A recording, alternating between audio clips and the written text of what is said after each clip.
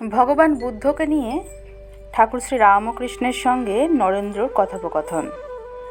নরেন্দ্র বলছেন, তিনি তপস্যার পর কি পেলেন তা মুখে বলতে পারেন নাই, তাই সকলে তাকে নাস্তিক বলে।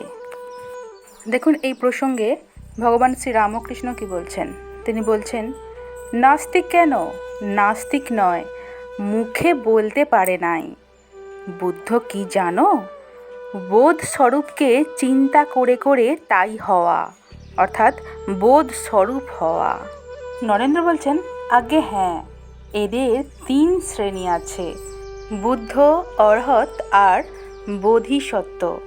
শ্রী রামকৃষ্ণ বলছেন, এ তারই খেলা, নতুন এক লীলা।